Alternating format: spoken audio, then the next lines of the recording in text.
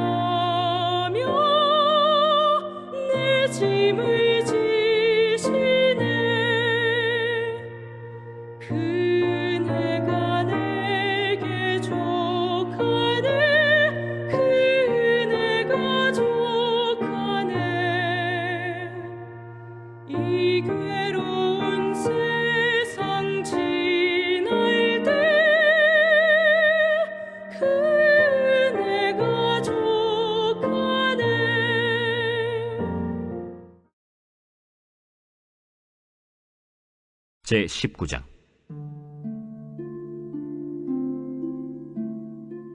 아합이 엘리야가 행한 모든 일과 그가 어떻게 모든 선지자를 칼로 죽였는지를 이세벨에게 말하니 이세벨이 사신을 엘리야에게 보내어 이르되, 내가 내일 이맘때에는 반드시 내 생명을 저 사람들 중 한 사람의 생명과 같게 하리라.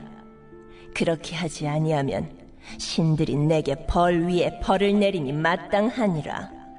그가 이 형편을 보고 일어나 자기의 생명을 위해 도망하여 유다에 속한 브엘세바에 이르러 자기의 사원을 그곳에 머물게 하고 자기 자신은 광야로 들어가 하룻길쯤 가서 한 로뎀 나무 아래에 앉아서 자기가 죽기를 원하여 이르되, 여호와여, 넉넉하오니 지금 내 생명을 거두시옵소서.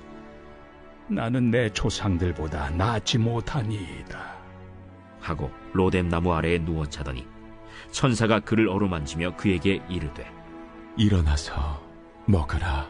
본즉 머리맡에 숯불에 구운 떡과 한 병 물이 있더라. 이에 먹고 마시고 다시 누웠더니 여호와의 천사가 또 다시 와서 어루만지며 이르되, 일어나 먹으라. 내가 갈 길을 다 가지 못할까 하노라. 이에 일어나 먹고 마시고 그 음식물의 힘을 의지하여 40주 40야를 가서 하나님의 산 호렙에 이르니라. 엘리야가 그곳 굴에 들어가 거기서 머물더니 여호와의 말씀이 그에게 임하여 이르시되, 엘리야야, 네가 어찌하여 여기 있느냐? 내가 만군의 하나님 여호와께 열심히 유별하오니 이는 이스라엘 자손이 주의 언약을 버리고 주의 제단을 헐며 칼로 주의 선지자들을 죽였음이오며 오직 나만 남았거늘 그들이 내 생명을 찾아 빼앗으려 하나이다. 너는 나가서 여호와 앞에서 산에 서라. 하시더니 여호와께서 지나가시는데 여호와 앞에 크고 강한 바람이 산을 가르고 바위를 부수나 바람 가운데 여호와께서 계시지 아니하며 바람 후에 지진이 있으나 지진 가운데에도 여호와께서 계시지 아니하며 또 지진 후에 불이 있으나 불 가운데에도 여호와께서 계시지 아니하더니 불 후에 세미한 소리가 있는지라.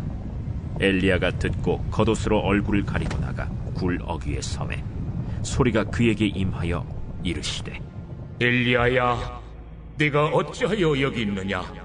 내가 만군의 하나님 여호와께 열심히 유별하오니 이는 이스라엘 자손이 주의 언약을 버리고 주의 제단을 헐며 칼로 주의 선지자들을 죽였음이오며 오직 나만 남았거늘 그들이 내 생명을 찾아 빼앗으려 하나이다.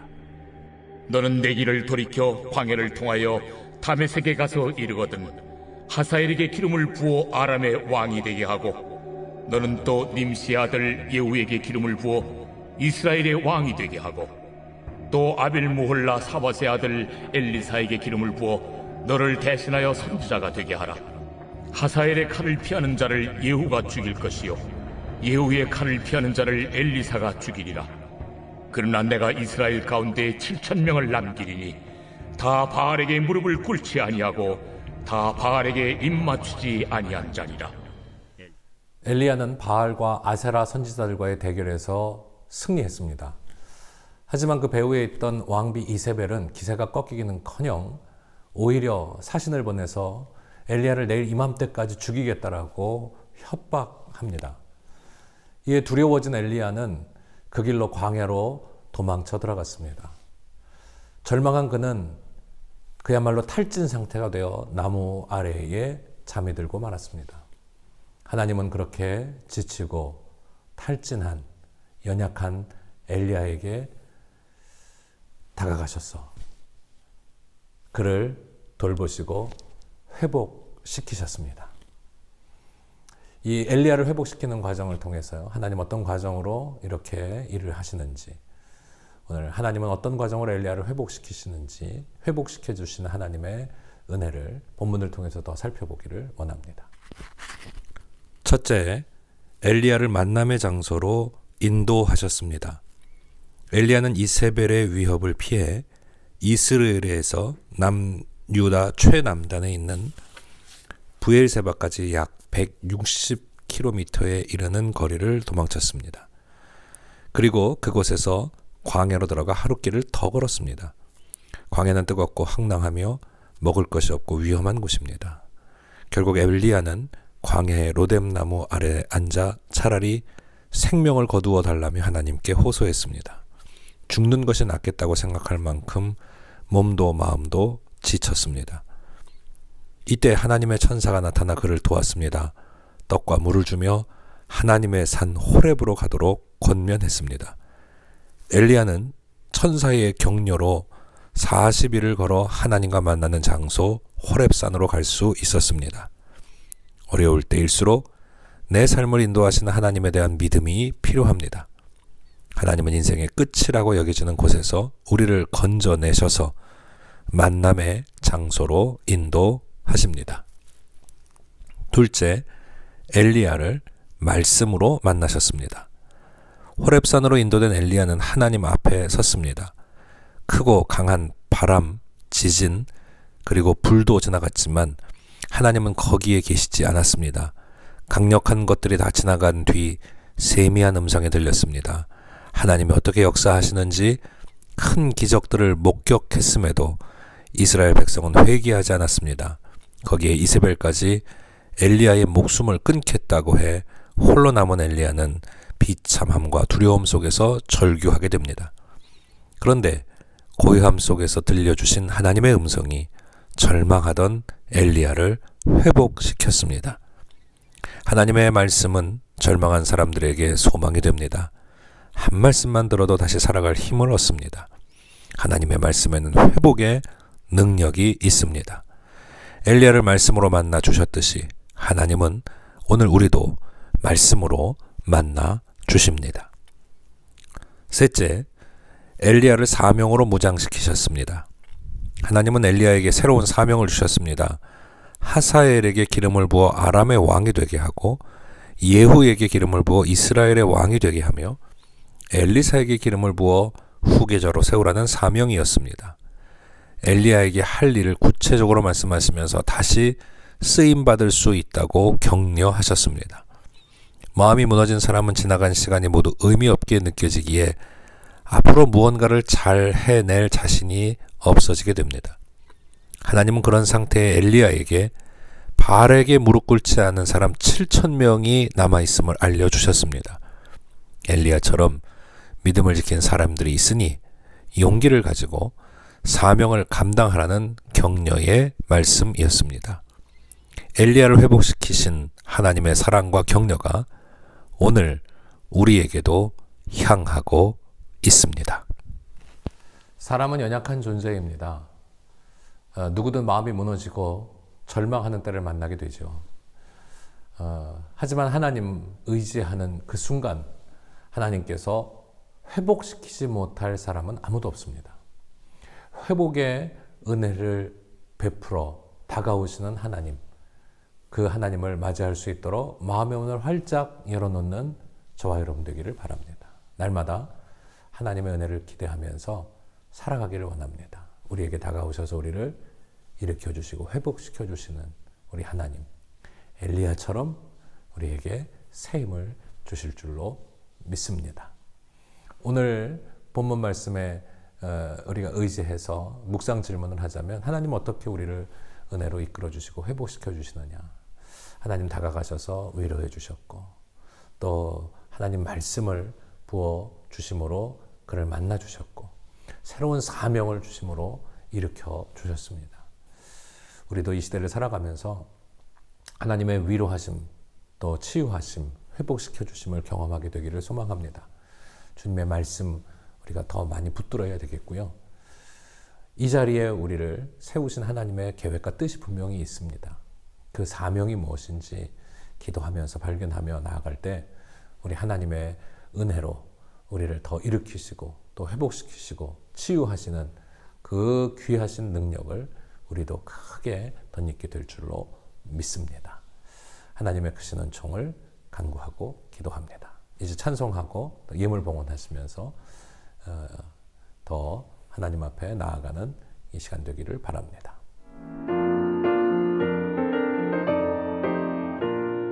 주의 친절한 발에 안기세 우리 마음이 평안하리니 항상 기쁘고 복이 되겠네 영원하신 발에 안기세 주의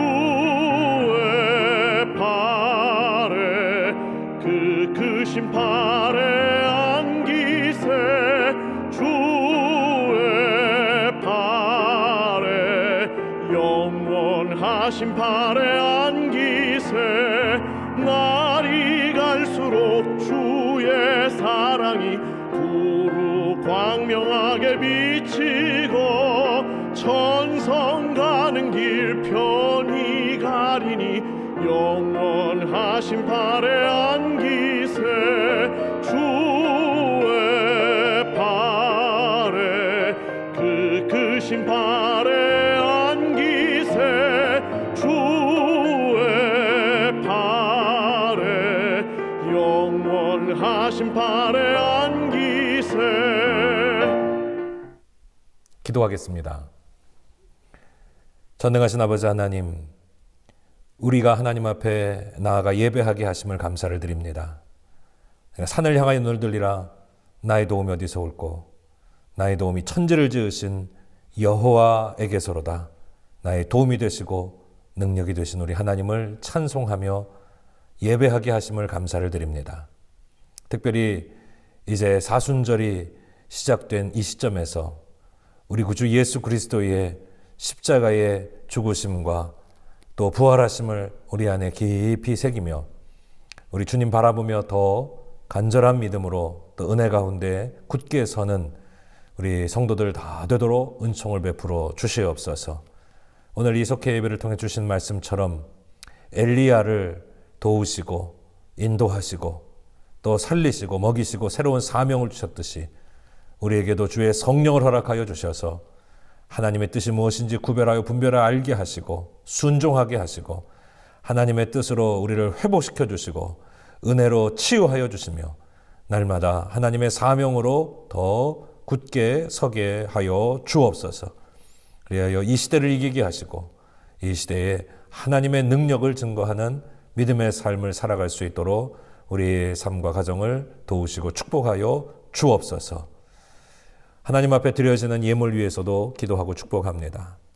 경제적으로도 또 세상의 여러 가지 어려움으로도 우리를 압박하고 있는 이 시대 가운데에서도 이 어려움을 뚫고 우리가 하나님 앞에 감사로 나아가며 예물을 드립니다. 이 예물을 받아주시고 우리의 가정 위에 한량없으신 하나님의 은혜와 은총으로 채우심을 경험하게 하여 주옵소서.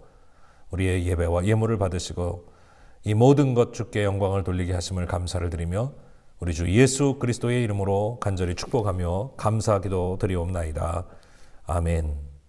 하늘에 계신 우리 아버지시여 이름이 거룩히 여김을 받으시오며 나라가 임하시오며 뜻이 하늘에서 이루어진 것 같이 땅에서도 이루어지이다. 오늘 우리에게 일용할 양식을 주시옵고 우리가 우리에게 죄 지은 자를 사하여 준 것 같이 우리의 죄를 사하여 주시옵고 우리를 시험에 들게 하지 마시옵고 다만 악에서 구하시옵소서. 대개 나라와 권세와 영광이 아버지께 영원히 있사옵나이다. 아멘. 할렐루야. 우리 하나님의 크신 은총이 여러분 가정에 함께 하시기를 축복합니다.